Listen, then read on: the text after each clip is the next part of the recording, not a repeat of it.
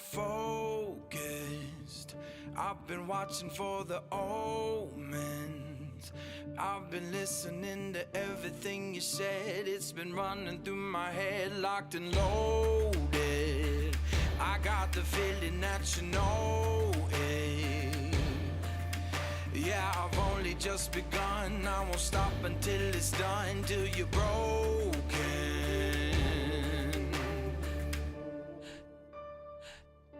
So welcome to the fire. I'm the one with the light.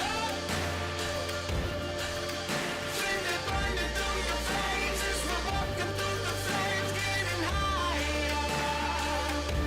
So welcome to the fire. Welcome to the fire. Feel it burning through your veins as we're walking through the flames, getting higher. So welcome to the fire. I've been waiting for this moment, the final battle of the chosen. See, I'm never gonna quit, got my legacy set in motion. So welcome to the fire. The Military Entrance Processing Station, or MEPS, is where applicants for military service go to complete the enlistment process. MEPS ensures that each applicant meets the aptitude, physical, and behavioral standards set by the Department of Defense and service branches. The government pays for the accommodations for all military applicants preparing to go through the MEPS process.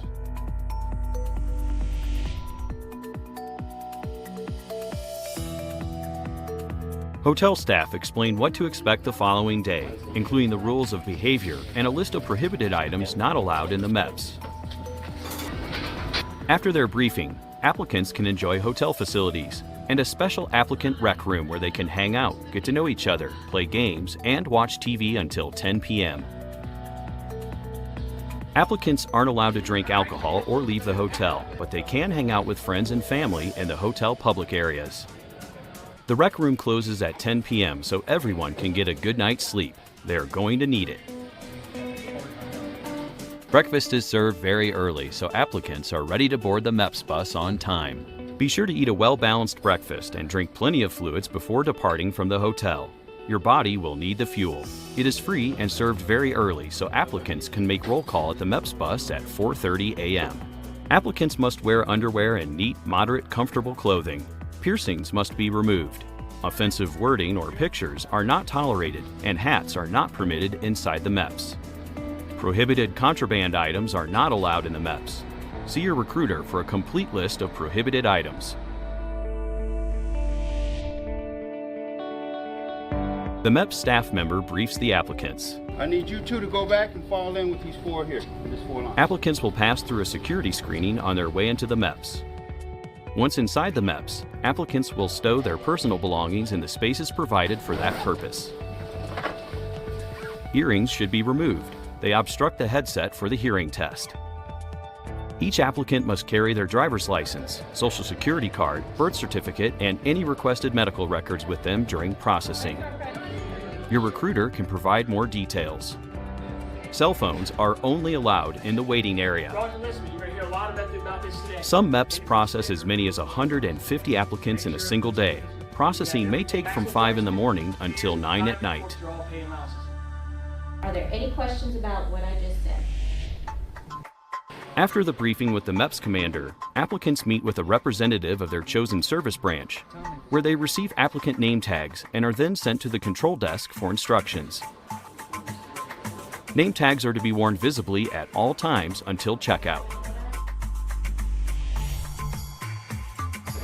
It's important for each applicant to stay alert and follow instructions throughout the day. Biometrics, including applicant photograph and fingerprints, are done early in the day and will be used whenever an applicant checks in or out of a station. Applicants must check in and out at each station to help ensure they're in the right place at the expected time.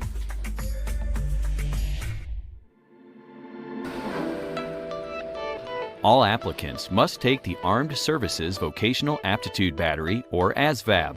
The ASVAB is an intensive series of aptitude tests that help determine which military jobs the individual is best suited for. Some applicants may have taken the ASVAB on the afternoon of the previous day, or earlier still at a satellite testing location near their home.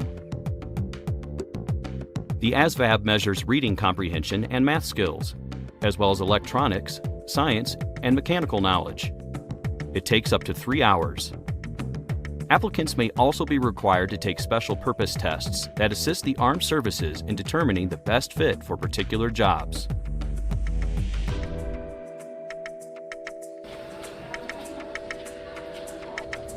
The next step is the medical examination.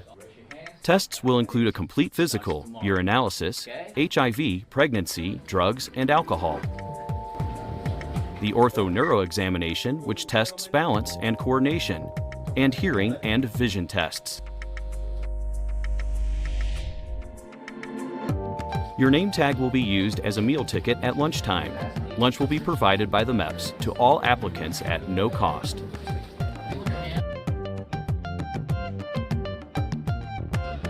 Once an applicant passes the physical testing, they meet with their service liaison about available jobs, incentives, salaries, and ship-out dates. In processing, applicants verify all the details of their contracts, and their fingerprints are taken for an FBI check.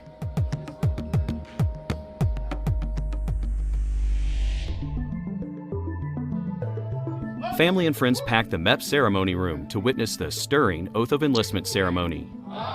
Applicants will return to the MEPS on the date specified in their enlistment contract to begin their military service. After a follow-up medical inspection, a second Oath of Enlistment, and final processing, the newest members of the nation's all-volunteer force board the bus for a ride to the airport and then on to their service's initial training center.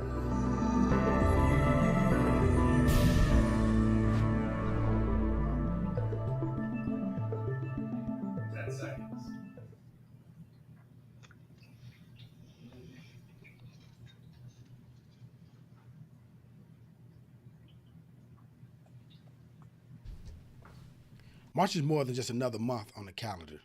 It's a time for renewal, celebration, and progress. And for half the population, it's a time to honor the women who have paved the way and continue to push boundaries. So today I want to take a moment to recognize the fierce and fearless women who have served in the United States Air Force, Air National Guard, Air Force Reserve, United States Space Force, and our military in general. These women are not just airmen. They are warriors. They are trailblazers who have proven time and time again that there is nothing they cannot do. It takes a special kind of person to serve their country, and thousands of women have answered that call. They are the backbone of our military, the unsung heroes who have sacrificed so much to protect our freedoms. And I want to give a special shout out to one woman in particular who saw potential in me as an airman and wrote my letter of recommendation to become an officer in the United States Air Force. That woman is Major General Jenny M. Levitt. This woman is a true inspiration, a boss, and a real-life superhero. She became the first female fighter pilot in 1993 and the first woman to command the United States Air Force Combat Fighter Wing. With over 3,000 hours as a command pilot, she has flown countless missions in Afghanistan and Iraq, including Operation Southern Watch, Northern Watch, Iraqi Freedom, and Enduring Freedom. And on top of all that, she has earned 4 master's degrees. She even assisted the production team of the 2019 film Captain Marvel in accurately representing a female military pilot. Another great example of the caliber of women that serve in the United States Air Force is Lieutenant Colonel Jennifer Chang. I want to share a short clip of her story. I want young women and young minorities to look at me and say, wow, that's awesome that she is a commander, that she made lieutenant colonel. I was a single mother for a really long time in the military, but I didn't let that stop me. I was very open with the airmen that I led, the peers that I led with, to tell them, hey, this is my circumstance, but I could do everything that you can do. I would love for women in the military to be more confident in themselves. In the MSG, I am the only female squadron commander, the only minority squadron commander, but I feel like I was selected not because I'm a female, not because I'm a minority, but because I was the best qualified candidate. And I feel that that's how it should be. Advice that I would give women in the military is be okay being yourself. Be okay being vulnerable and showing those vulnerabilities to other women, to other men in the military. The people in the military are awesome, and so being able to lean on people really helped me to get me where I'm at. Otherwise, I would have struggled the entire time. Every day, women like Major General Levitt and Lieutenant Colonel Chang lace up their boots and do incredible things for our country. They are warriors, leaders, role models, and we owe a debt of gratitude that can never be fully repaid. So to all the women who served and continue to serve in our military, thank you. You are an inspiration to us all, and we are honored to stand beside you. Happy Women's History Month. Aim high. I am an American Airman. I am a warrior. I have answered my nation's call. I am an American Airman. My mission is to fly, fight, and win. I am an American Airman, wingman, leader, warrior. I will never leave an airman behind. I will never falter, and I will not fail. Welcome back to another episode. We are going to get this kicked off. This is the Air Force's Back and Forth, this Air Force Recruiting Services only live stream. I'm Tech Sergeant Greg Cerny. And I'm Master Sergeant Jody Reed, a.k.a. Jody with a Y. And we have a great show, but before we go into it, I just want to say that was a great introductory, Major Lane. That was a great video that you produced right there. He's giving a thumbs up. He gave us a thumbs up. But we have a great show. I know as a recruiter, a lot of times we get a lot of questions about what medical conditions will the Air Force let you in with, which ones will they not let you in with, what kind of waivers will they allow. And us as a recruiters, not being a medical professional, sometimes we don't have the right answers. But luckily today for you all, we have some medical professionals on board who can help us get answers to these questions. So, but before we get to them, we do have some news that we want to drop on you all, okay?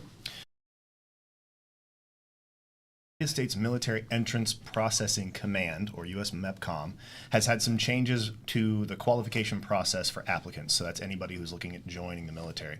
What we've kind of read over and understand at this point, and we'll go into a little bit more detail, especially with our guests that we have on the show, is that they have changed the number of times that the medical provider can do a request for information. So when you go see a recruiter, you need to take everything you know kind of about your own medical background and give as much of that information to your recruiter so they can properly fill out your request application. And what they've done is they've kind of streamlined and standardized part of this process because there's 65 different stations that they have to kind of incorporate into this, and there are hundreds of medical providers of various specialties that kind of work together. So it's been a really big lift to get all this to happen. And I've got some questions about it too, because I remember when I came in, medical wasn't really something I was even considering as like a showstopper. Yeah, something that I needed to have, because you think like, okay, you got to be in some form of decent shape, right? Right. Be able to run fast and do some push-ups and sit-ups. Criminal history, you can't have, criminal history, stuff like that. You can't have drug use and stuff like that. So the medical part wasn't really on my mind. So when I had to go digging and get all this stuff, I was like, oh man. Like I didn't even know. Right. Yeah. I'm kind of glad that I'm thinking about this now, but like, I might have had something that would have disqualified me, and I just didn't even think of it. So I think this is a really good opportunity to ping some of our panel of experts and basically get as much of this information out there as possible. And if you guys in the comments have any questions about this, or if this sparks any concerns that you've got, throw them up in the questions. Make sure that if you do put a comment in that you'd like addressed as a question, put a Q in front of it, just Q : and then whatever you got as a question. But let's get started. Please help me welcome Army Colonel Kevin Cummings. He's the Military Entrance Ian Gregory from Air Force Recruiting Services Medical Waiver Division. And we also have Master Sergeant Benjamin Hardy. He's up in Seattle, and he is the MEPS Liaison Supervisor. Thanks for joining us today, guys. I really appreciate it. Thank you. Yeah, thanks so much for having us. Looking forward to answering any questions that people might have. And I also want to echo that was an amazing introduction about the women service members we have. I think we've all had some amazing women in our lives who have led us to where we're at today. So shout out to all those women who got us here. Yeah, it was he really put a great video together. When it was actually playing, I didn't know that General Levitt was the one who gave him his letter of recommendation, and so that's pretty legit. It's just wild seeing such a small world. But with the news that we had, so before we actually went on set, Sergeant Cerny and I did have a couple questions about the actual news and how to interpret it. So it says that there were two. The MEPS is going to start allowing 2 record requests per condition. Yeah, how is that different? Yeah, what was it before? Was it like unlimited? So, great questions, guys. First of all, thank you for letting me have an opportunity to come on and talk, along with my colleague Colonel Gregory and the other people involved. So I'm going to give just an incredibly short history lesson. So I think we're losing your. Hey, sir, I think we're losing your audio quality. I'm not sure if it's the headphones or something, but you're coming in a little bit garbled. I'm not sure if maybe you want to. I think it's the headset, so you might want to just kill the headset and just go into the microphone on the phone. If I know we tried to get the headphones set up, but this is what happens when you do it live. Oh, we can't. We don't have anything from him now. We don't have you now at all, sir. Okay, we'll work through it. And we'll definitely come back for sure. But any of our other guests care to kind of speak to the changes that have happened here? I could speak a little bit. Can you hear me? Hey, there we go. All right, back in line. He said back in line. Yes, sir. Go ahead. We can hear you now. How about now? Is that okay? Gotcha. Yes, sir. Gotcha. You see my big mouth shouting into my phone right now? That's all right.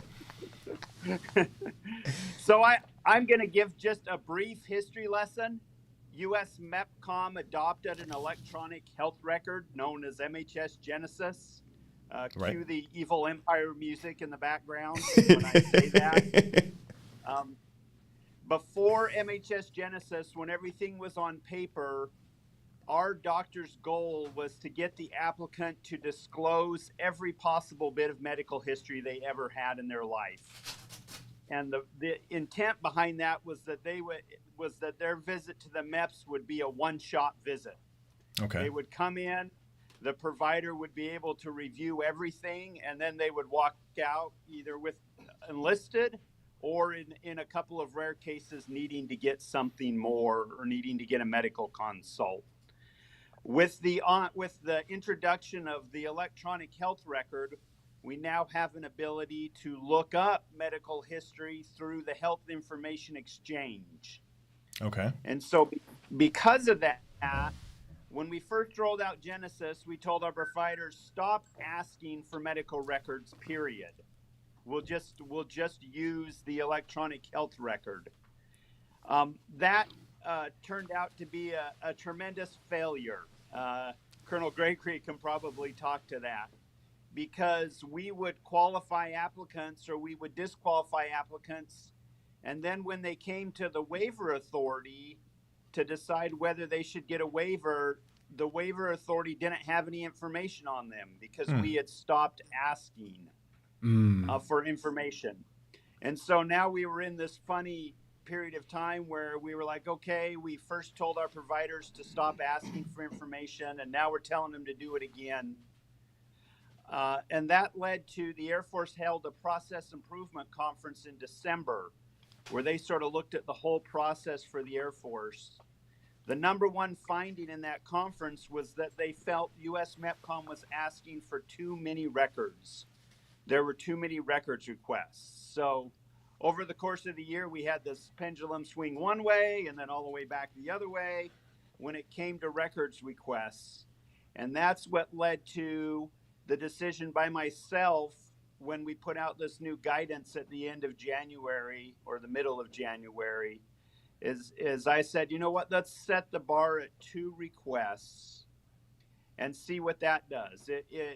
And that can certainly be adjusted in the future. If Colonel Gregory comes back to me in a few months and says, you know what, we're not getting enough information, it's taking us too long to handle waivers because the information is not obtained at the MEPS, then we might adjust that, or we might make it 3 instead of 2.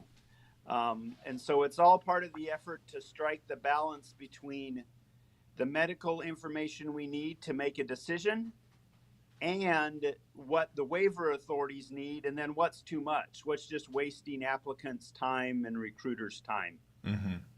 What would you recommend to someone who's coming in to talk to a recruiter? What would you recommend that person be aware of with these new changes?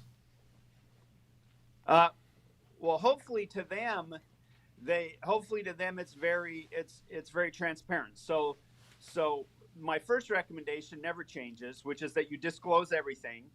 You disclose everything, because now it is just so much harder than it was in the past to I don't want to say hide like you're deliberately trying to do it, but it's so much harder in the past than it was in the past to get through without something being caught. That's the first thing. The second thing is that along with this limit to 2 requests, we also changed our policy to allow letters from the applicant, from their family, to say, hey, I know you asked for this pharmacy record from 3 years ago. We just don't have it, and the pharmacy doesn't have it. Mm-hmm. In the past, it was sort of frustrating what to do about that. But this policy says you just got to write a letter. It spells it out very clearly and said, we looked for this period of time. That record's unavailable. And then you can move ahead. That really helps.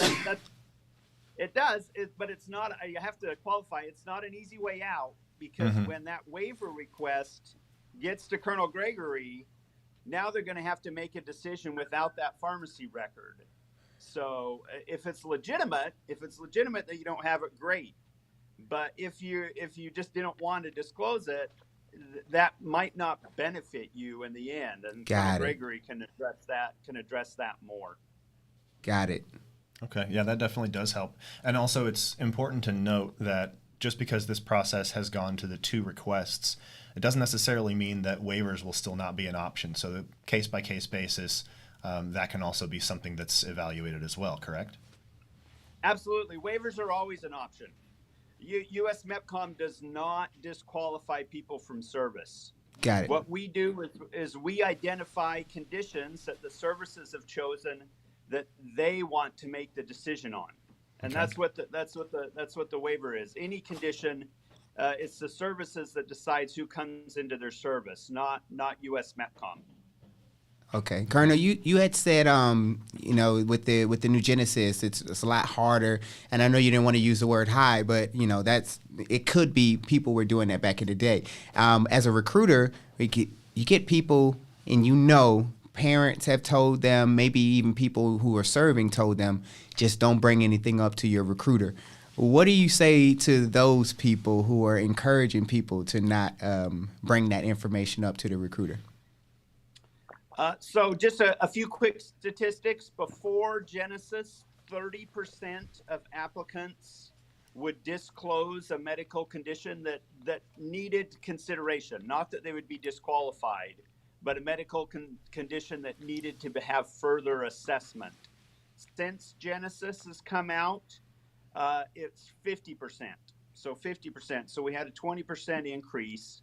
And then on top of that, we catch about 10%. 10% who come in also have conditions that don't disclose. And so we've gone from 30% to 60% of applicants have some medical history that needs further evaluation. Not that they're going to be disqualified. The disqualification numbers are much lower than that. But 60% of applicants have something that needs evaluated.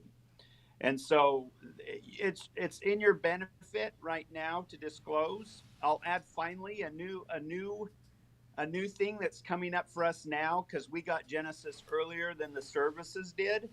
In a lot of cases, all the training sites, all the basic training sites are getting Genesis now. And we are starting to get pushback from the training sites saying, hey, here's a list of guys who showed up. As soon as they showed up, we pulled their health history, and they shouldn't be here. We found disqualifying medical conditions in their health history, and so we're sending them home. How did they get through you to us? Right. And so even more than ever, we're not the end. It's the services. that determine that. And now the basic training sites have that same stuff, and they're looking it up as well. Wow. And so it's somehow you make it through the MEPS, you make it through the waiver authority, and you make it to the training site. They're going to pull the same information. And so if it pops anywhere in there, then it has to be addressed. Right. So and it's now just a more bad than day ever, for everybody. Yeah. Now more than ever, just come clean. Just come clean. Share your information, everything you can. We will work with you. Our job is to qualify you, not disqualify you.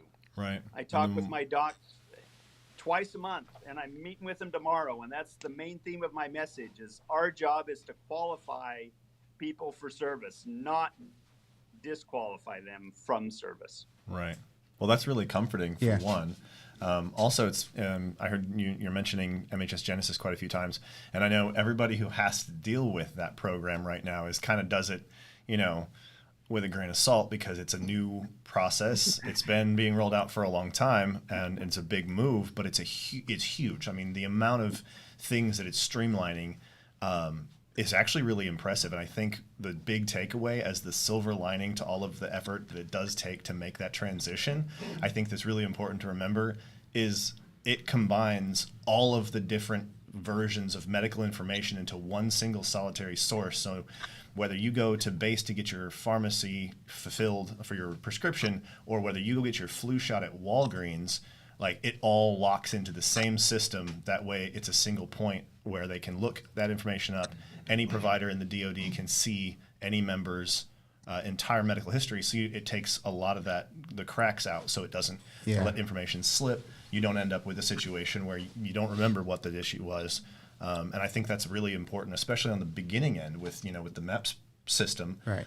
Because it gives them one spot. They go and they just pull. There's the entire record, and it keeps everything aligned. So it's a good thing. It's just, bear with us while we get the program, actually flushed out and moving smoothly. So I think what I saw with it, Congress mandated it because they want a cradle to grave record for their service members. Makes sense. That's why Congress mandated it. Yeah. Got it. And I think what I saw with it was the process timelines. So it's slowing down the process timelines because an applicant may come in and they may have forgotten about something from their history, and then Genesis will remind them, and now they have to go track it down. So it's just slowing down processes, and I think that was is one of the biggest things that people have complaints about with the new system, is slowing down process. So y'all have any recommendations or tips for them to speed up the process? So on average, you're absolutely right. On average, we see a 4-day increase when you look across all applicants, everyone who comes into MEPCOM. The contact to contract time frame is increased from our view by 4 days. Some of the services have some different numbers that are more or less than that. The only recommendation that I can give is just make sure that you disclose everything you know, and that if you're asked for something, you get that and give that, or you write that letter if you can't get it. Just do that right away. Follow up quick. Stay in touch with your recruiter. I mean, none of this isn't rocket science. Sure. Your recruiter knows. Your service liaison knows. The service liaison is in the MEPS. They can walk over and find out what's going on if there's something that's not working. If there is just a miscommunication where they ask for something and you provide something, and they ask for something again and you provide it again, and it doesn't seem like it's clicking, that's why we made that rule. That's right. why Gotcha. we made right. that rule that you said. Two requests, and then it moves on to Colonel Gregory and their team to go from there. That seems like it makes a lot of sense, and it's going to hopefully speed up the process. So that actually does kind of take us right into Colonel Gregory. Why don't you tell us about what your role in that process is? Sure, thanks. So I'm kind of at the end of the medical waiver continuum. So once the different MEPS stations, and I think there's 65 of them out there across the country, once they have done their physical exams on the applicants, and they medically certify about 70% of everyone who comes through, at least from an Air Force perspective. So only about 30 of the people who go through a MEP station aren't medically qualified, based off of what's called a Department of Defense instruction that lists the various medical issues that are considered disqualifying for military service.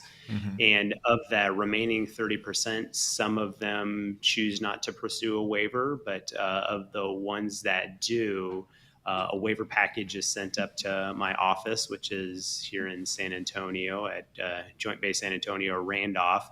And my team of medical providers, different physicians and medical technicians, they review the package and see what the condition is and see if it kind of meets what we call a waiver tolerance threshold, to see that if we decide that it's okay to allow the member to come into the Air Force despite their condition, which is not considered initially acceptable from that Department of Defense instruction. We call it a DOTI. So are waivers a bad thing? Like, I feel like when people need to go through a process like that, it feels like they're singling themselves out or maybe drawing additional attention. Would a waiver in like a medical situation, is that considered a bad thing? Right. Well, when someone comes up to us, or when their package comes up to us, they're considered not meeting a medical standard. So from that standpoint, they're disqualified. But from our standpoint, what we do is to try and waive them to allow them to come in. So that's saying, yes, we think it's good for you to come in. So a waiver should be considered a good thing. Yeah. And we actually grant about twice as many waivers as we disqualify out of all the waivers that we do see.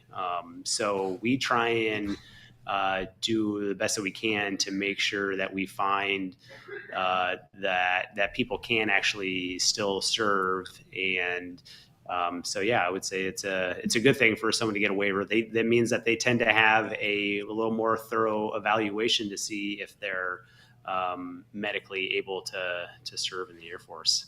That's awesome. That's kind of encouraging to know that the waiver is kind of almost like a get out of jail free card. Like, it's your second chance. It's another option to make sure that you can actually serve.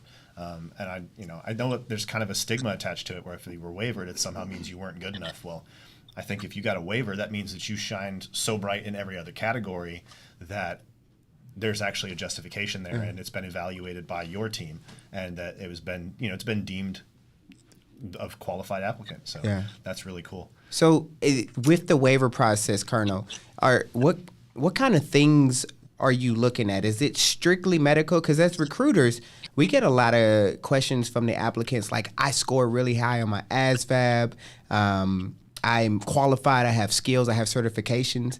And we're like, yo, we want to put you in. We have to give it to the medical professionals for them to look at your records. Does any of that stuff matter beyond the medical records when you're looking at potential waivers?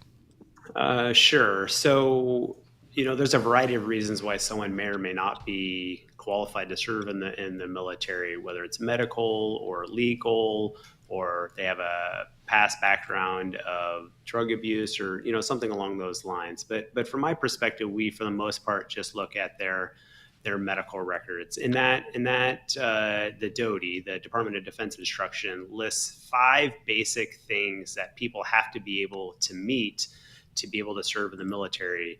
And the first one is that they have to be free of communicable diseases. The second one is they have to be able to make it through their initial training, which is their basic medical training, and then their subsequent technical training. They have to be able to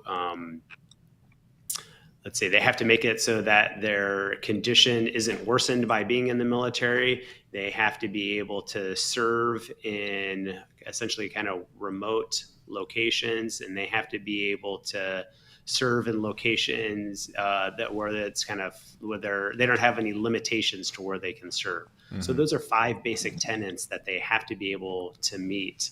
And then the DOTI also kind of lists other specific medical conditions that if a member has that condition, then they're at a baseline not qualified to serve. But the services are allowed to kind of wave a little bit past each of those specific medical conditions because each of the services are different. So the Army has a different mission than the Navy.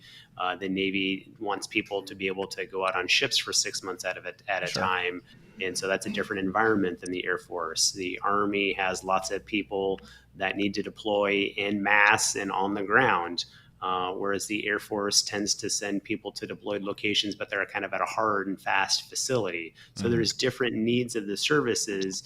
And so we take into consideration being able to serve our service different than the other services because we have different missions.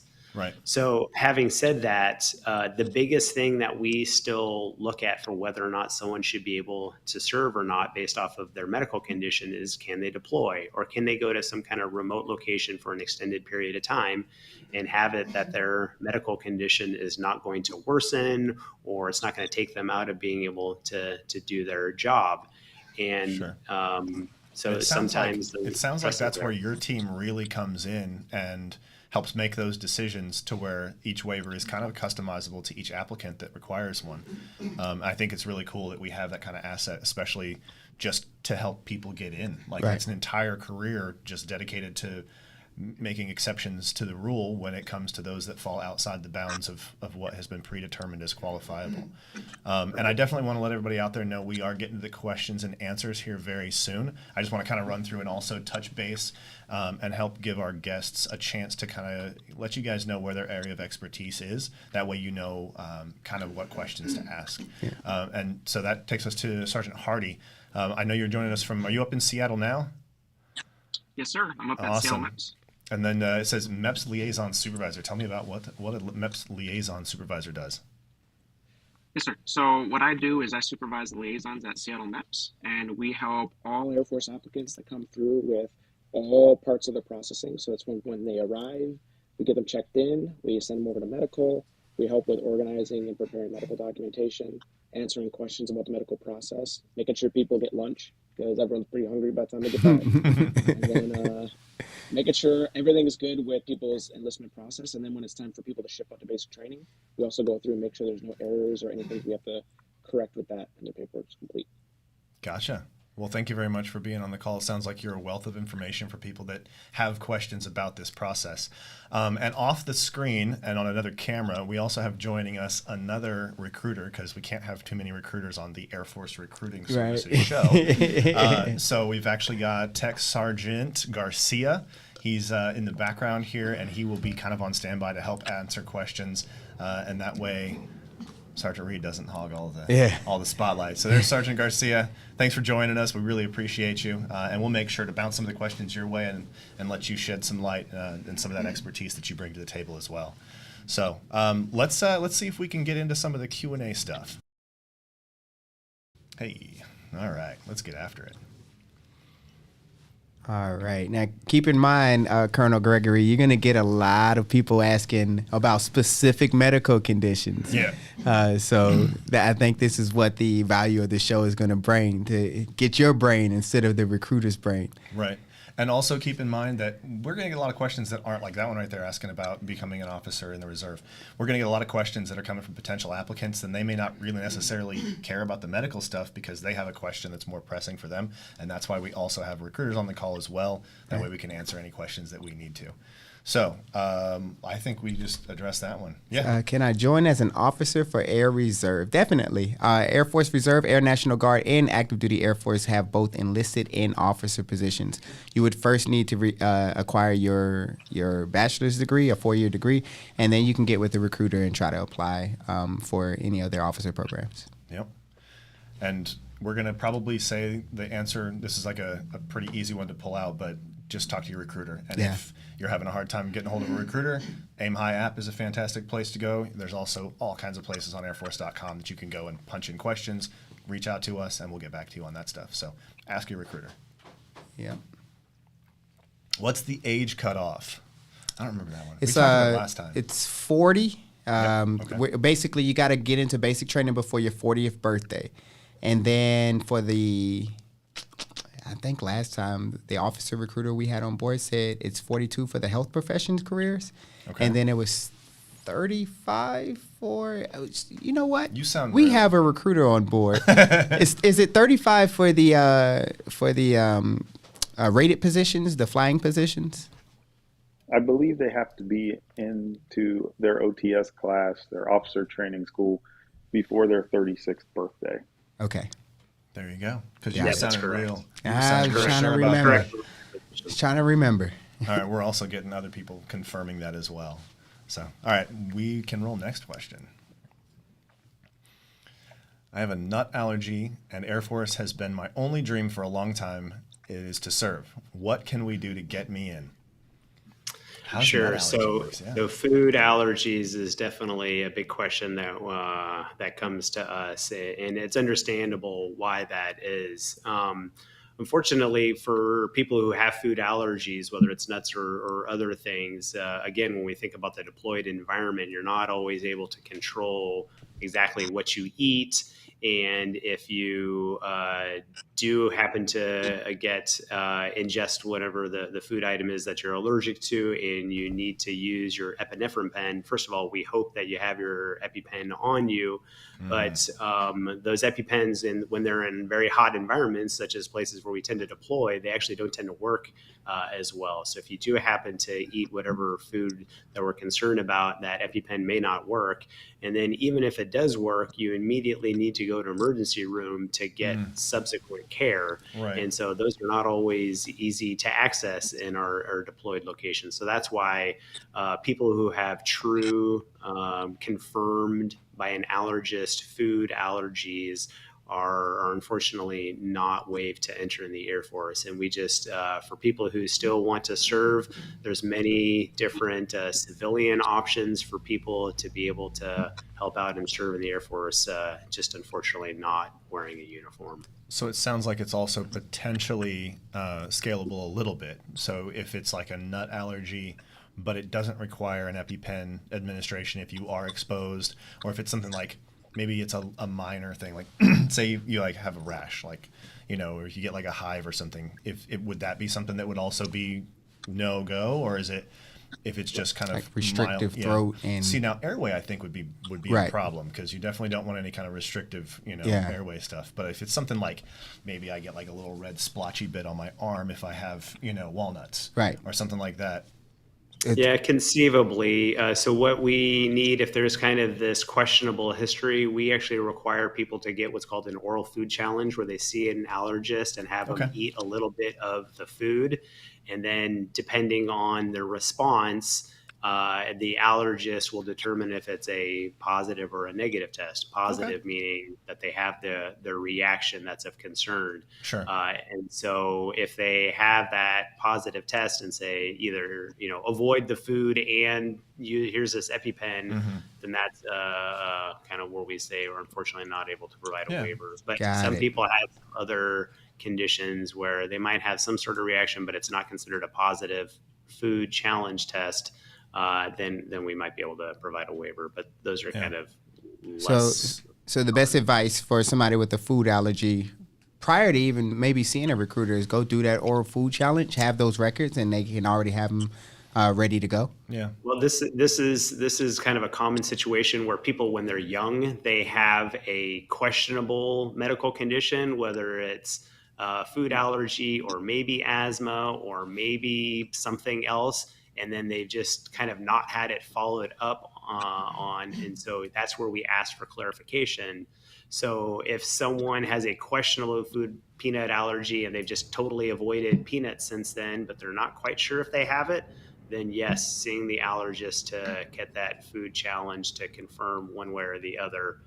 Because we do actually have this where a number of times we get people who say they have a peanut allergy and then they see the allergist and they get that negative test and then we wave them right in. No problem. Yeah, it sounds like at the end of the day, it's the right call, though, because we're making sure that people stay safe and that no matter where we send you in the world, we're going to make sure that you're not at any more risk to getting hurt or ending up in the hospital, or worst case scenario, passing away because of something that could have been avoided. So, yeah. Again, talk to your recruiter. Make sure that you bring all your medical information that you can when you go talk to them, and know that if it's a severe enough allergy that'll prevent you from joining, it's for your own good. It's for your safety and for your health as well. So, all righty. Can foreigners join the Air Force? So that's first you're gonna have to get that green card, or you're gonna have to get citizenship. So you're gonna have to figure out a way to get that. Unfortunately, the Air Force wouldn't be able to help you with getting your green card or your citizenship. They can actually help you get your citizenship if you join. You can fast track citizenship, but if you're not in the Air Force, they can't help you get a green card or citizenship. So you would have to first start with the green card. Once you get that, then you get in touch with the recruiter, and they can get you going in that process. And the green card has to have more than 2 years from expiration on it. There you go. It's another one for Colonel Gregory. What a corrective kidney surgery repaired ureter. Thank you. I was not going to make it through that one. Can it make you ineligible to enlist? Sure. So this is definitely not one of the more common diagnosed conditions that we have to do a waiver on. So for conditions like this, where it is not so common, basically what we look for is whether or not someone has a significant period of stability after the surgery to show that they don't have any problems. What we want to make sure is that medical condition, such as a repaired ureter or other kidney surgery, is going to be stable, so that over your first 5 years of serving in the military, it's at a low risk of having a potential problem, whether it's at your home duty station or in a potential deployed environment. And so if this person had this repaired ureter and they were maybe very young, and now they're at 17 or 18 and they've been active in sports and whatnot, I would think that this is definitely something that we could say, yeah, it sounds like it's stable. I don't see why it would be a problem for them. Nice. Sounds like that one just needs to be investigated and the decision needs to be made. So yeah. Hey, Colonel, I just, before we get another question, I want to get my most common medical questions answered when I was recruiting. So depression, anxiety, ADHD, and ideation or suicide ideation. Those are my 4 biggest things that I dealt with as a recruiter, and that's the most common. Do you have any advice for that group of people to help their chances of getting that waiver? Sure, absolutely. So this is definitely one of the more common questions that we get, and because certainly the conditions that you referenced are becoming more common in today's population, certainly at all ages, but certainly including the teenage population, which is our kind of main applicant pool. So mental health is definitely very serious, and we always encourage people to go seek care. So seeking care, taking care of yourself is always the number one answer to whatever the medical question is. Take care of yourself first, and then we worry about kind of the job applicability later. So for example, the teenager who, or just any person who is going through a stressful life event, whether it's a relationship breakup, the death of a loved one, or challenging times in school, if you feel like you just need a little help to get through, then absolutely go seek counseling, get the coping skills that you need, and then come back better outside of that. And for those kind of people, we're absolutely all for waiving them in because they show a higher level of insight, a higher level of resiliency, and they can ultimately handle more challenging situations later on when they're in the Air Force. Sure. The people who tend to get a diagnosed disorder, such as generalized anxiety disorder or major depressive disorder, or people who have been hospitalized for a suicide attempt, people who have had self-harm, meaning they repeatedly cut themselves as a way to cope with the stress that they're under. Those are the people that we tend to take a harder look at and are less favorable with providing a waiver. And the reason is because these conditions tend to interfere with your ability to do your job. They certainly recur when you get in more stressful environments. And not to say that life in the Air Force is always stressful, but you guys have been through it too. There's always periods of time where we have challenges, and certainly when we're in locations and a down range location where you don't have the same support network. And so the thoughts of anxiety and depression tend to reoccur in those environments. And we know that when someone has a diagnosed disorder, then they are at much higher risk of having a recurrence, even if they've showed some level of stability for like a year or two. So it sounds like it's really important for these people that are aware of these things that they struggle with to already have kind of a plan in place for how they already treat this or what kind of services that they're already seeking out. And I think that stands as a really good indicator that you acknowledge that something needs to be done about it and that you're taking steps to kind of mitigate those things for yourself. And I think that's where when the military sees people kind of taking things into their own hands and seeking help, mental health help for this, it shows that they're resourceful as well. And then it just becomes one of those things where they'll take a look at it. It'll come through your team, I'm sure. And then as long as it looks like the person's got it under, a good handle on it, seems like it's a viable option. Just like the kidney repair, if they show a period of time of stability after having their treatment, then we look at them very favorably to provide a waiver. I gotta ask a tough one. What is that period of time of stability? Because I hear 1 year, I hear 2 years, I hear 3 years. And does it differ based off of records? Is that a hard number, or is that number flexible depending on records? Right. So all waivers are determined on a case-by-case basis. Yeah. And the reason is because every person and every situation, every number of medical conditions are different. Like it's rare that you get someone who comes up and is exactly the same medical situation as someone else. So I will say that we tend to use 3 to 5 years for a period of stability off of treatment, off of medication.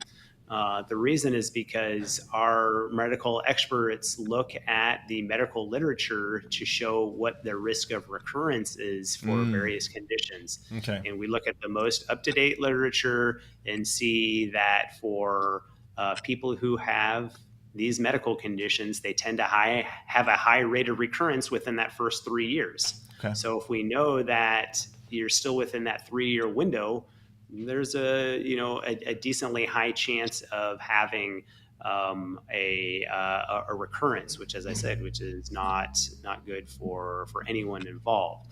Sure. Now, there's a range because many times people have multiple conditions. So if you have generalized anxiety disorder and major depressive disorder, then those two things together add up to a higher risk. Sure. Whereas sometimes it could be a little bit less because maybe there's just mitigating circumstances. And we look really hard at all of the medical records to see what the situation was before we make that determination, knowing that we really want to get to a waiver to allow the person to come in.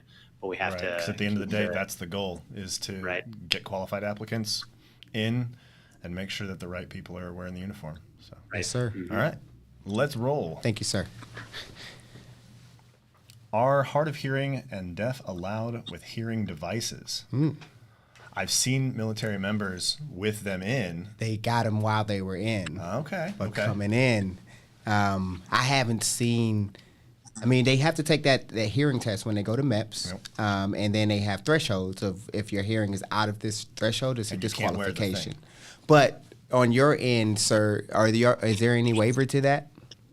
So there are definitely hearing thresholds that we follow, and if someone is mildly hard of hearing, then we waive that without any problem. Okay. But if someone kind of meets a moderate or severe hearing abnormality, then we don't tend to allow waivers to come in. And there's a couple of reasons for that. Certainly, we all need to communicate within the Air Force, and we need to have the ability to hear to help with that communication to do our job. Additionally, hearing loss is one of the highest reasons for VA disability payouts on the back end. And it's certainly higher in the Army because they're around loud noises a lot more than the Air Force, but certainly the aviation environment, there's all sorts of loud noises. And so if we know that someone is already have decreased hearing capabilities, and then we're going to expose them to more loud noises, then that's just not a good setup. So unfortunately, people who have hearing, not the highest hearing standards, we're not able to allow them to come in. Sure. Thank you, sir. All right, next question. All right, you can do this one. That's a long I one. suffer from allergy to which if I stress or work out heavy, the allergy shows up. Will this be a big concern when listening to the Air Force? Oh, wow.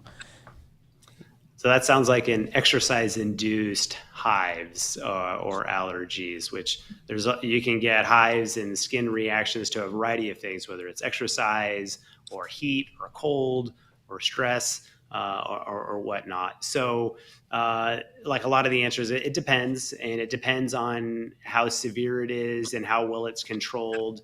If it's fairly easily controlled with the standard over-the-counter medications, then that probably would not be a big deal, and we would probably waive that in. If the person had to see an allergist regularly and needed multiple different types of treatment, then that would probably be something that we would not consider favorably for a waiver, because part of being in the military is being physically active, and we want to make sure that those hives don't interfere with your ability to do your job, which is overall what we're looking at. Yes, sir. Good answer. All right, next one. What does a shoulder evaluation consist of? This is good. I had a shoulder thing when I joined. Does someone want to come over here and I'll give a demonstration? You go. There you go. Oh, you say I can come over if you want to. All right. Oh, okay. I'm coming. I'm coming. Yeah, okay. So a little movie magic for everybody that's watching. He's going to just go from the different screen over to... Yep. A little movie magic is Colonel Gregory is stationed here on Randolph, which is where we host the show, and he's actually in the dining room. So we've got him set up at a different table. So let's switch over to his camera and we can see what he's doing. Hey, Okay, Sergeant so Reed, how'd first you you get over get a there? general range of motion. You can go up high, you can go up low, you can go forward. Now I'm going to kind of have you do something like this. Does that hurt? No, not so much. Okay, put your thumb up behind your back and push off. Push, push, push. All right, put your arm off to your side. Push your arm up. All right. Put your arm over here. So it's like range push of up. motion, basically. All right. So a lot of range of motion and opposing forces. So you want to, if you can do it maybe on your own, but if you have to push up against my hand, then maybe that causes some pain in there too. And wouldn't it be something if Sergeant Reed just got disqualified from military service? It's like, oops, we just accidentally asked him to do something with his arm he can't do. He comes back in here and he's just like, ow, my arm. Yes. So basically, if someone has a history of a shoulder injury and they maybe required surgery, most of the time that's very waiverable as long as they can show that they have good range of motion like that and they're not having much pain, and they can do like some push-ups and there's not at risk of having their shoulder pop out doing kind of basic activities. And I like that one. One of these comments just popped up. It said, as seen on USAF TV. Like it just happens like right there you go. So, but that's pretty funny. But thank you. Appreciate like the little in-studio demonstration and also some teleporting, apparently. Yeah, I went through. We broke some movie rules there. Yeah, you did. You broke some movie rules. You just went from one place to the other. But yeah, it's not a very large space. Like, yeah, that's right. We'll get a bigger studio soon. Don't worry. All right, let's get the next question up. Are there any waivers available for asthma in the Air Force Reserves? So waivers would be the same across, right? Oh, I believe the Reserve has their own Surgeon General. Am I correct, sir?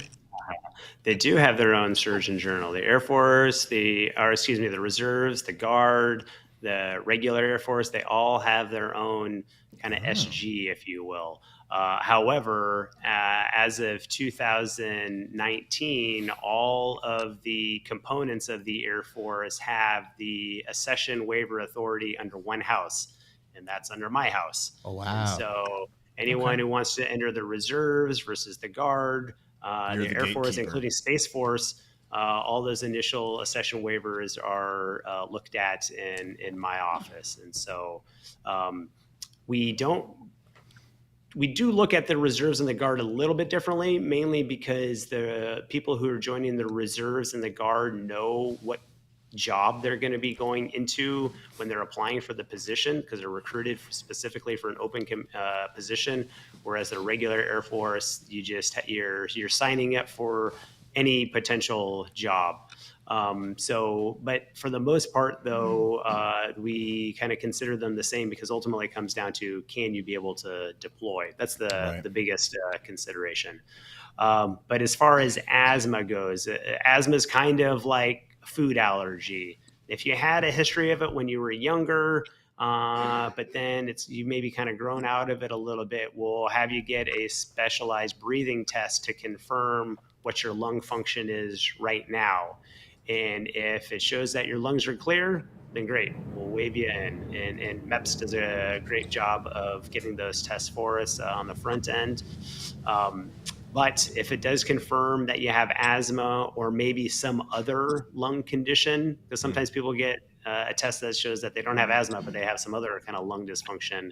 But if it does show that, then unfortunately we don't allow waivers for those right now, because unfortunately too many people with asthma get kind of worsened conditions, or they have worsening of their symptoms when they get in an active duty environment.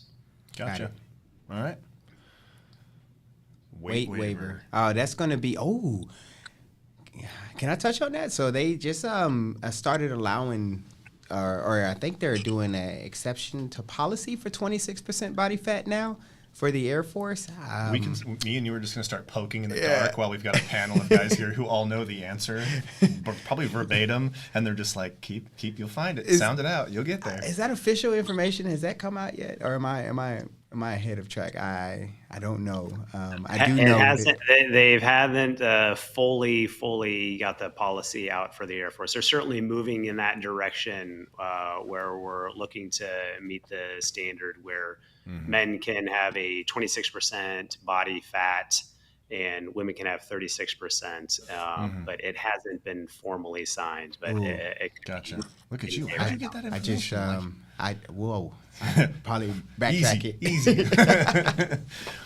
So I've actually seen a couple other things. We've got the comments on kind of a scroll, and then the producer in the back picks out which ones we put up on the screen.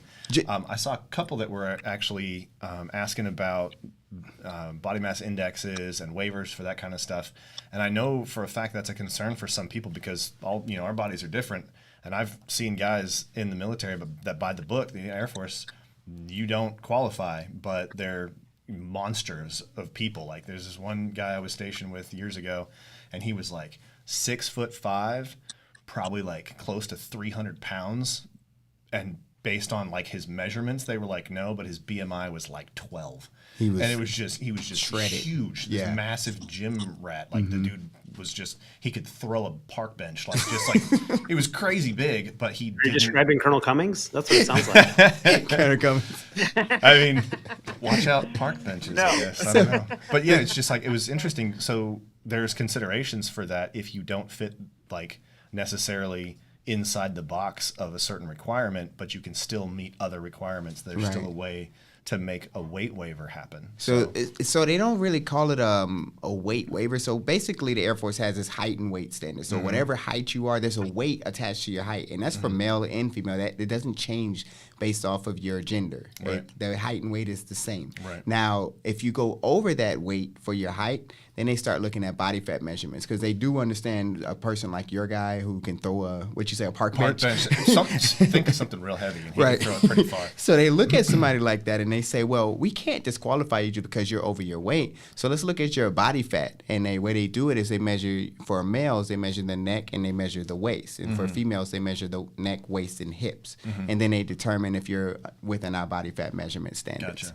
So as long as, and a rule of thumb, what I've learned is that the males, if they have a bigger neck and they have a smaller waist, most likely they're going to be able to get in. Right. So. Right. get a big neck. And a small waist. But I think, yeah, the neck, you're just like out there doing stuff at the gym. All right, let's roll on the next question. I was hit by a car when I was 14. Sorry about that. I broke bones and can still walk. With minimal training, I can run again. I was working it out in 2019 when life intervened. In 2001, I scored a 98 on the ASVAB. Ooh, good job. Nice. I lost it. All I ever dreamt about was to serve in the Air Force, any way I may seem to. Well, Jimmy, I think probably yes, but keep working on running and really push into, safely getting yourself capable of meeting the required minimums for service. But yeah, right. I mean, recovery from broken bones doesn't typically stop people from serving. It's gonna come down to your medical records, and if your medical records show that it was a full recovery, then it will probably go up to a Surgeon General to take a look at. It's just based off of my experience as a recruiter. As long as they can see that full recovery, then you're more likely to get that waiver approved. But if it still shows that you're still dealing with issues from that crash, sir, am I off? No, that's absolutely right. Yeah, it's not so much what the initial incident was for an accident. It's what's your functioning level afterwards. And so how's your recovery journey been? Right. If you don't need chronic pain medicine, if you're able to live an active lifestyle, you don't really have significant limitations in what you can do, then I don't see why there'd be any real problems in joining the service. And if there's mild limitations, then we'll look at that and we'll kind of determine what those mild limitations are and how big a deal they are. But we certainly can work with mild limitations too. Prior to me going to a recruiter, I had a motorcycle accident where I had sustained some pretty nasty injuries to my right shoulder. And as soon as the MEPs saw the scar that I have here from just an incision that was on my arm, they immediately were like, what's that from? I was like, oh, it's from a motorcycle accident. And immediately did the shoulder thing. They're like, can you lift this? Can you do push-ups? Like the number of things that they focused on. And I was like, I mean, it hasn't really ever bothered me. Yeah. So like just all kinds of different circumstances where a pre-existing injury is not necessarily going to disqualify you as long as you've made a recovery enough to where you can, like we said, meet the minimums and still hit the push-ups and the sit-ups and that it doesn't cause pain and you're not on tons of medication for it. So. Yeah. Absolutely. Awesome. Excuse me. I see. I'm pretty allergic to cats in there. I feel that one. My dad had bunions. I prayed I didn't get them. It skipped a generation though. I had bunion surgery, but my doctor retired and I can't get the paperwork from the surgery. Would I need that paper or an approval for MEPS? That's a good question. Sir? You want to start with that, Colonel Cummings? Yeah, no, that comes into that letter I talked about.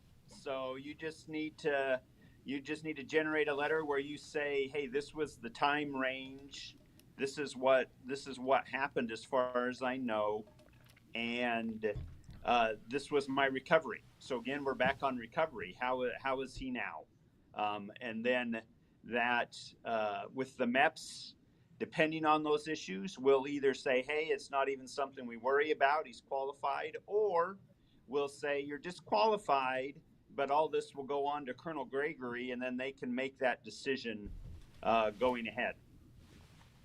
Awesome. So in that letter as well, we cannot find the documents. Does it help at all if the parent gives any type of history or background on the situation for you, Colonel Gregory? Does any of that help in your determination, or because it's not from a medical professional, it doesn't really weigh heavy? I would say that if the member we would certainly prefer the medical documents first, because that's from an unbiased observer, a trained person who knows what to look for with the condition. And parents most of the time mean well, but they're coming at this from a biased position, biased, and so they're gonna put their kind of slant on it. And again, not necessarily trying to be misleading, but that's just their observation. And so we certainly want the medical notes first and foremost, and not just a memo from a provider. We prefer not to have just a letter from a provider saying, I saw applicant Jones today and they were fine, they're clear to join the service. What we want is the actual notes that are in the medical record because those are also more kind of unbiased, and they provide information that we use to make our decisions. So, Gotcha. but if you can't get any of that, then then the parent information is kind of like the memo that Colonel Cummings refers to. We'll take it and we'll look at it and we'll consider it. But first and foremost, we need the actual notes from Makes the sense. clinical encounter from the doctor. Makes Got sense. All right, next one. Are there HR positions for Army to Space Force? That would be more of a would that be recruiter or would that? Yeah, that would be recruiter. Recruiter. So, no, I'm not a health professions. Okay. Sergeant Garcia, we just blast you right up there on the screen. Do you have any HP experience to help us out with this one? Actually, I'm HP right now. HR positions. There we Does go. she mean human resources? Ooh, I would imagine so. If you're fast on the Human keyboard, resources? is that like HR as in human resources? So the non-rated positions, as of right now, I actually emailed Sergeant Irwin down at AFRS and asked about some non-rated positions at this time, and he said that it hasn't been forwarded to them yet. So at this point, we don't know it right now, but Right. we will probably in the future. Okay. Awesome. I love, so there's definitely humor on the back end with these comments that came through. Somebody said, I'm pretty sure she means human rocketry. I was like, it's got to be it. So, yeah, we read every single comment when it comes through here, and that one was pretty funny. all right. I just joined Air Guard and Security Forces. How can I become a recruiter, and what are the requirements? Oh man, Straight down the same path. So Well, it's- congratulations on joining. Congrats. first off. It sounds like you're still in A1C. So for the Guard, you got to at least be a senior airman. And then they will have positions that they advertise. You would basically have to go on the website and look at what positions they have. And if there is a recruiter position, you can apply for it. You're going to have to do an interview, go through a board. And if they accept you, then Talk you to can your come supervisor. over. Yeah, talk to your supervisor. Or career advisor. If you get accepted, I'm one of the instructors at the recruiting schoolhouse, so you may come through my class. That'd be cool. Full circle. All right, what we got next? Oh, well, we lost most of our guests. Reserves back to active duty is super tough. Tried for 5 years, only to get told that VA can't stop my disability without a start date, and that I couldn't get a start date without my disability getting shut off. They wouldn't meet in the middle, currently meeting all requirements for both, and it's gone. And you can leave it now. Meeting for both medical and training, and I'm a 7-level E&E troop. I performed the same exact job now as a civilian and is on the aircraft that I worked on in the reserves. Do you have any cool answers that may help me with that? So he's asking more about disability. Yeah, and I think that's where it's probably going to be pointed back to the standard deployability, and that's where the difference between that civilian and military is really going to come down to the wire. Yeah, to some degree. So if he's in the reserves, I mean, it sounds like he's in the civilian force and then also in the reserves on for his weekend and once a month duty. And people in the reserves do need to meet the same retention standards that people on active duty need to meet. So there definitely are options to be able to transition from the reserves back to the actives component.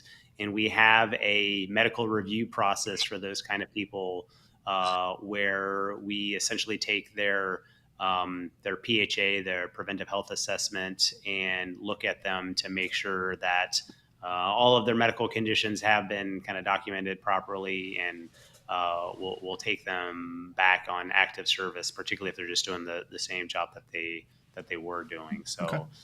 And in fact, one of the items that the senior level Air Force officials are wanting to do is make it easier for members to transfer from active to reserve and back and forth, so that we can make it so that people can do these things more easily. That's interesting. Nice. I saw a comment quick while back that was, can you ask questions that aren't medical related? Yes, absolutely. You can ask any questions you need at any point in time during the show. But just keep in mind the panel that we have, our guests are specifically involved in this medical process, involved in joining the military, being part of the medical entry Processing Station. Thank you. Yeah, so that's not common lingo for me, even though I've liked MEPS. Right. It was always just MEPS. Right. So we'll do our best to answer your question. We may have to get back to you on stuff, but yeah, you can ask any questions you want. And with that in mind, because we have a medical panel, this is probably the only time we're going to have a medical panel. So ask all those good medical questions that you want to get answered. Okay. Yep, we absolutely will pick our topics for our shows, and they'll cycle. So it might be a little while before we have this much expertise on tap. So definitely ask all the hard ones. Oh, and yes, it will be recorded. Somebody else said that up in there. So yeah, it will be recorded, and it will be on all of the Air Force recruiting platforms. So like YouTube, Facebook, and I think it might be actually produced out on LinkedIn as well. Yeah. Okay. So there'll be a recording on LinkedIn as well. All right.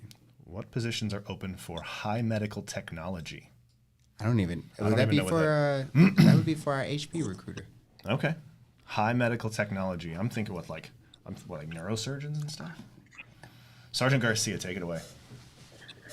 It would just depend on what they're asking for when it comes to position-wise. The best thing to do is to contact a local recruiter and let them know, hey, I want to apply for this position. Are there any openings for the position? Let us know what degree that you have and what you're interested in. And then we can focus on what it is, what your degree is, and point you in the right path to where that would work for the Air Force and you. Nice. So talk to your recruiter. I wonder if that is a reference to someone who does maintenance on medical equipment.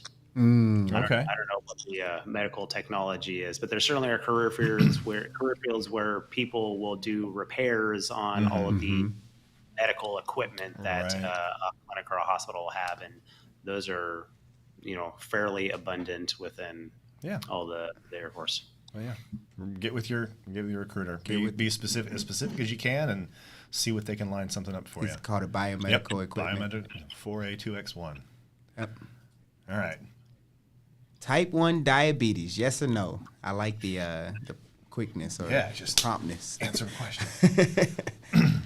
I know very little about type 1, so. Yeah, unfortunately, this would be a no for a variety of reasons. And and in fact, even type 2 diabetes, which you tend to not need insulin, sometimes you do, but if you tend to not to, that's also a disqualifying condition where we would not waiver. But type 1 diabetes, where you need insulin right from the beginning, is unfortunately definitely not something that we waive. But again, like my answer earlier, there is a civilian component to serving in the Air Force, and so we would certainly love to have your skills and capabilities in our civilian workforce. Yep. Got it. Is the MEPS process the same for those trying to get into the officer program? I do have a question about that too, sir. For the health profession side, so sometimes we get 50-year-old, 55-year-old doctors. Is it the same when you're looking at the enlisted side versus the officer side? So I got to get closer again. Can you hear me? We can hear you, sir. Yes, sir. I backed away. So the process at the MEPS is the same for everybody. US MEPCOM only has one process. Most officers don't come to US MEPCOM. They go to DOBMER, which handles like ROTC and the academies. And so their process is different than ours is. But if you come to a MEPS, it's the same process. It's the same evaluation for everybody. Got it. Okay. That's kind of and I'll kind of add to that a little bit, just because in case the person is asking about an ROTC or an academy applicant, the DODMER, the Department of Defense Medical Evaluation Review Board, they contract physicians in the civilian community to do the medical exams that the MEPS physicians normally do. So if you're looking to go into ROTC or the academy, your recruiter will contact one of these physicians and put you in touch with them to get those exams. Then that physician will fill out the paperwork, hand it back to the recruiter, and they'll submit it up to this review board that looks at the package to see if they meet medical criteria or not. And if they are certified, good, they're good to go. And if they need a waiver, then they pass it on to us as well. So that's the process for officer candidates. Awesome. Got it.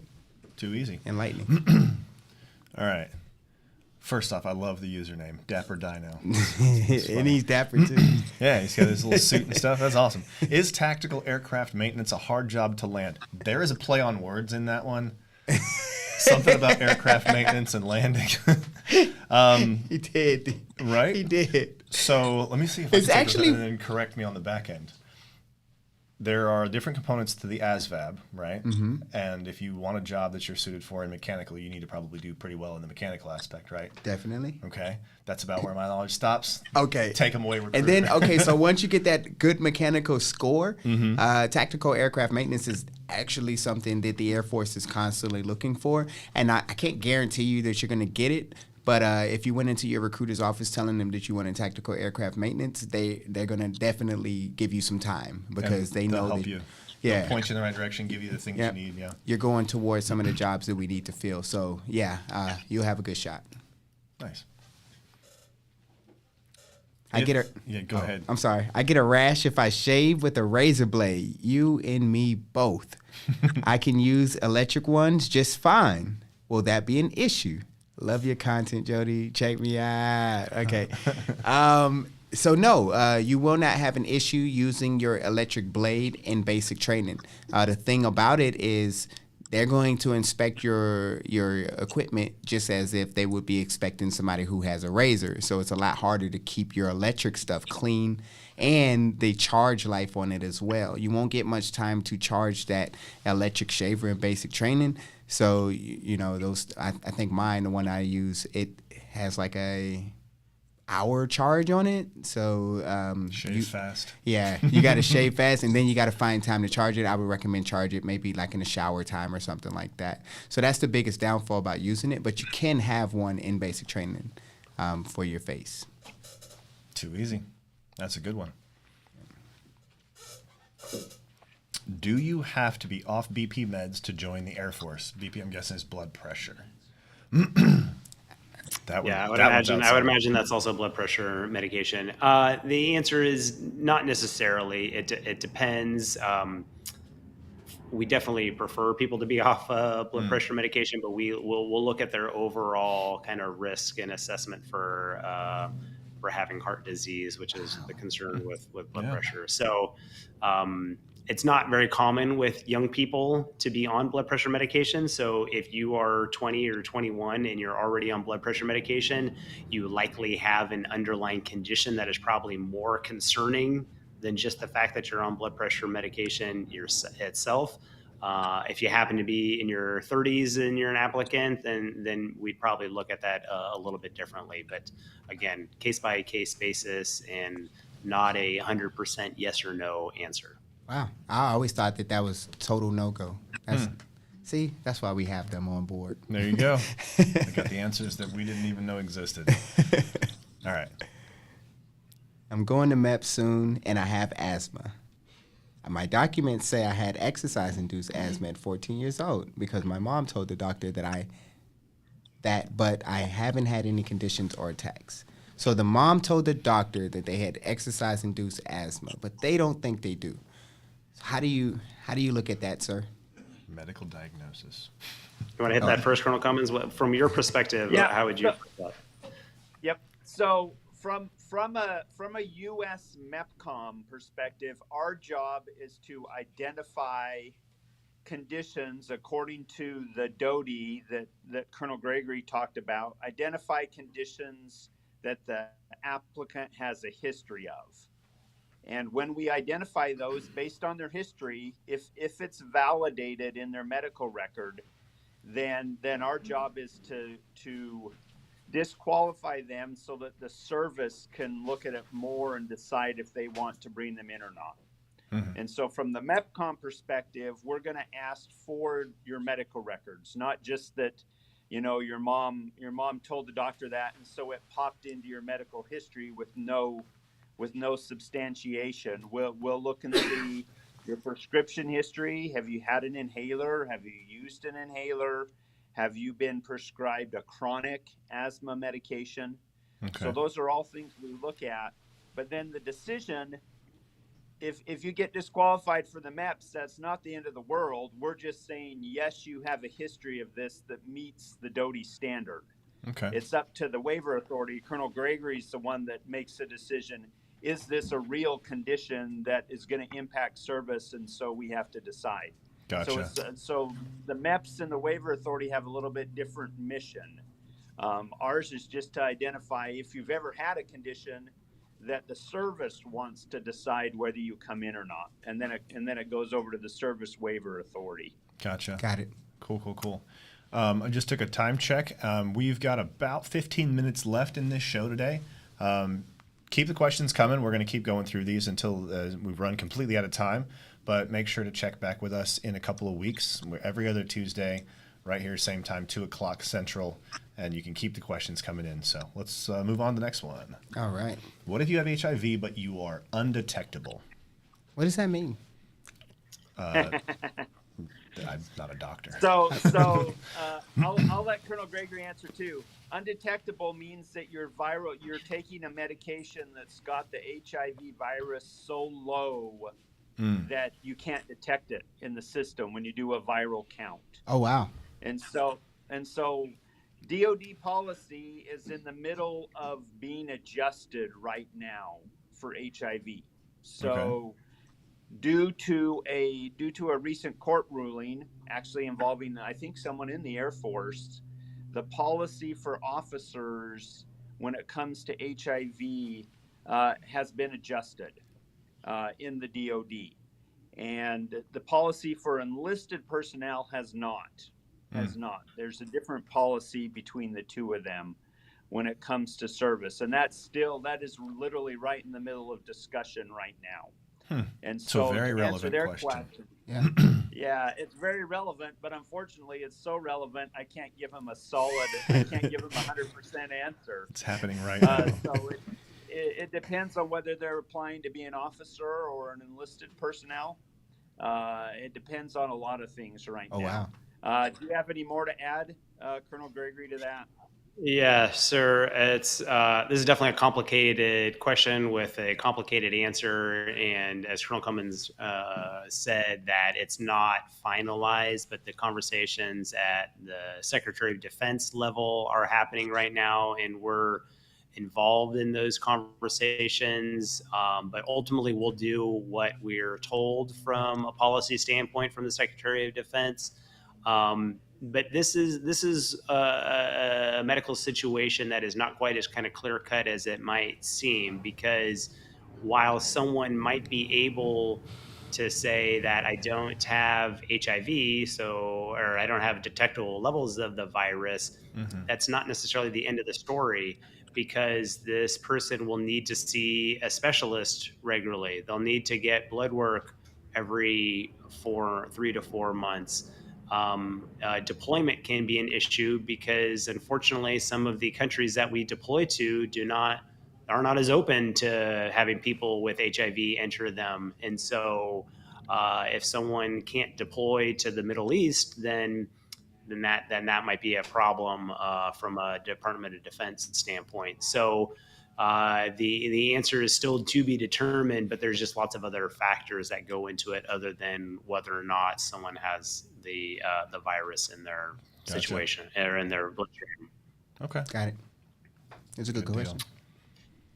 Would I need a waiver for tendinitis in my wrist, but it doesn't limit my ability to do push-ups or pretty much anything? I can use my wrist as normal. There is some pain, but rarely.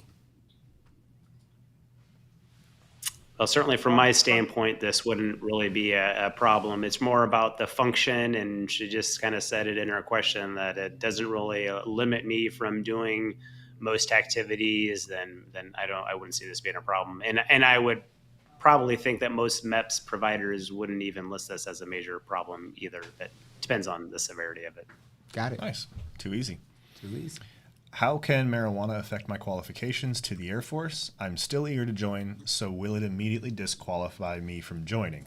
Ooh, so at the MEPCon, I know I know for the Air Force, we don't have like we're not disqualifying people for prior marijuana use. But I know at MEPS is trying to determine if they're a habitual user, and they're basically going off of how many times they said they smoke. So, Colonel Cummings, do you have anything on this?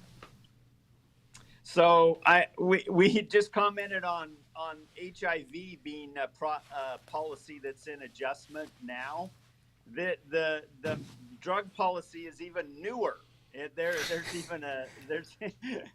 even newer discussion about that with all the services when it comes to marijuana. And I can't speak to where the services are falling on if you've had a history of use in the past. What I can speak to, as you said, is if someone is a habitual user, if they have a drug abuse problem, regardless of what the substance is, alcohol, marijuana, other drugs, if they have a chronic drug abuse problem where they have the disease diagnosis, then they're disqualified and they can't join. But that's a different situation than if someone has used a couple of times in the past. Yeah. Okay. Gregory, we actually hit that. Anything? We actually had somebody ask a very similar question. I think was it last week? Last week. Yeah, and it sparked a really good conversation. But bottom line is, what if you do waiver in, or if you do get into the military, into the Air Force, and you had past marijuana use, that's not necessarily a problem. It's not a career killer. It won't say no. But once you're in, no more. You can't do it anymore. Definitely. Right. So not it's like, while in. So official It's answer: not allowed. don't smoke, and as long as it wasn't determined as like too habitual higher use, and that you can go your entire service, then you should be fine. Yeah. I see there was one also talking about medical marijuana. What's the differences there? I mean, obviously, if you're... Well, Go ahead. The first question would be, is the things that you get treated with medical marijuana for are disqualifying on their own. On their own. So okay.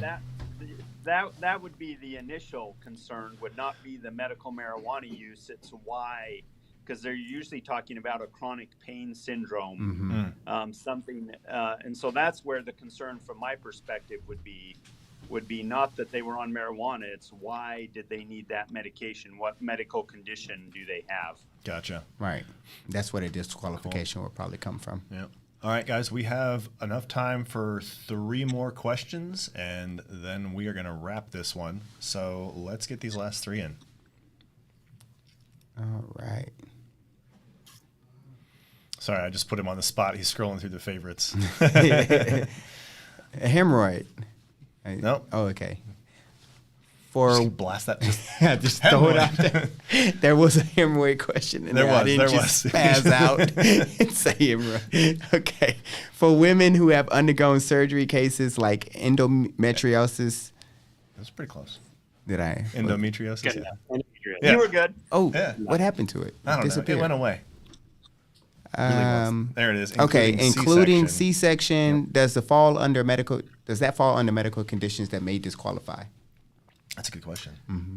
Well, so a C-section is very different than a surgery for endometriosis. So having a C-section as a part of the delivery of the baby process is not disqualifying in any way unless there's complications after the surgery. So if someone has any kind of chronic pain or other kind of limitations as a result of the C-section, then that would be a problem. But by and large, most normal C-sections are not disqualifying at all. MEPS wouldn't disqualify them. We would never see it. So that's not a problem. Endometriosis is a different story. And unfortunately, that's a very recurrent condition. And even if someone does have surgery to clear the endometriosis from their body, it frequently can come back. So I wouldn't say that we would never waive this, but it is not a condition that we waive very often, just because the recurrence rate is so high. And if you needed surgery for it in the first place, then that shows a high level of severity of the condition. Some people who have endometriosis and they just have it mild and it's treated with medication, then we might be able to waive that. But that's, again, it's not as common, unfortunately. All right. Got it. Down to the last two. Down to the last two. How hard is the process to become a crypto linguist in the Air Force? Does it really matter if I already know 3 languages? Thank you very much. 3 languages. First off, that's impressive. Nice. Sergeant Hardy hasn't got any talking. I know you're a recruiter. What do you think, Sergeant Hardy? So this process has actually gotten a lot easier now because you don't even have to take the D-Lab anymore. So now you just have to take the TAPAS test, which is part of the ASVAB. And if you're over the threshold, then you can qualify to be a linguist. Oh, nice. So the D-Lab is gone? They're completely gone. We haven't tested anyone, at least at Seattle MEPS, for Wow. months. I mean, it's still valid for other branches, but for the Air Force, Right. it's no longer required. And also for the body fat measurements, we got a NOTAM about a week ago where we can now accept people at 26% for males and 36% for females. So You're accepting them like straight up, or you got to get an ETP sign? no ETP required per this NOTAM. ETP's exception to It- policy. I'm sorry, We I'm got using acronyms acronyms. like crazy. I'm so using them. It just means exception to policy. It's kind of like a waiver. So no, also no D-Lab. So just a 72 on the ASVAB, the Tailored Adaptive Personality Assessment System, TAPAS. Why do I know that? I don't know. And they have to have a good TAPAS and ASVAB, and that's what you need to get a linguist career field right now. So you don't even need a general science 72 either. It's just having enough for the TAPAS score. So What? Or that. That's wild. So no general aptitude, a general score of a 72, just TAPAS now. Wow. It's the only thing on my checklist. That is wild. That's crazy. Now for the flying linguists, they still got to go through the flying physical and everything. But So we have everyone go through the same physical process now, and for the flight physical, that's actually done at basic training now. So Okay. we just put a portion in their contract where if they fail their flight physical at basic training, they'll be offered other alternatives if they can't pass that. But the things that used to disqualify some people at MEPS will now get evaluated at basic training where they have more specialized equipment and training. Nice. Well, it sounds like there's changes going on fast enough that even if you may have gotten information from a recruiter that was not favorable for you, go talk to a recruiter again. Yeah. Because it sounds like you might actually be able to qualify for it. So I do know that crypto linguist is not an easy career. You're learning a whole new language, but it's pretty cool. So last question. Let's get it up here. if you have dual citizenship, can you qualify for SEER, or do you have to renounce your non-U.S. citizenship? That's a tough one. That's a good one. That's a tough one because in being enlisted, it doesn't require you to denounce your joint citizenship. Being an officer, it is highly required that you denounce your second citizenship. And also for your jobs that require like top secret or sensitive information, maybe a top secret clearance, they highly encourage you to denounce your citizenship. But I don't know if SEER is one of those career fields that encourage you to. That would be more of a recruiter question. Sit down with them, and they could probably give you that information. But I couldn't tell you off the top of my head right now. Gotcha. Cool. Well, guys, that wraps up the last question in this series for question and answers on the back and forth. Next time in 2 weeks, we will be back. I'm trying to think off the top of my head what the date is, and I can't remember it. 2 weeks from today, we'll be back with the 21st? 21st. All right, it's going to be the 21st. That's what 2 weeks from today is. It's going to be officer careers. That's going to be the topic, so bring any questions you guys got about officer careers, and we will have a new panel of people that are experienced in that as well. So I want to say thank you so much, Colonel Cummings, Colonel Gregory, and Sergeant Hardy. I really appreciate it. And although we haven't really been able to get to you a whole lot, Sergeant Garcia, I appreciate you being in the background and helping us out. Really appreciate it. What you guys bring to this show is incredible because this is a resource for people that we don't get this much experience in one place like this. And normally someone asks a question, and how many times during this show did me and Sergeant Reed look at each other and go, Yeah, I don't that's a know. good question. Yeah. And you guys being here help us get to those answers, and it helps our audience get those answers immediately in real time. So you guys are an invaluable asset, and I just want to say thank you so much. Everybody else out there, we're out of here. 2 weeks, officer careers, and we'll see you then. Bye. We hope that you enjoyed this episode of The Back and Forth, brought to you by Headquarters Air Force Recruiting Service. It is a privilege for us to bring you all the information and insider insight into the exciting world of the United States Air Force. Remember, this show is all about you. We want to make sure we're providing you information and answers you need to make an informed decision about your future. So make sure to join us every other Tuesday with your questions, your feedback, and any ideas you have for future episodes. We are all ears. Don't forget to subscribe to our social media channels for even more exciting content. And also visit airforce.com for all the latest information on serving as a Total Force Airman. And with that, until next time, aim high.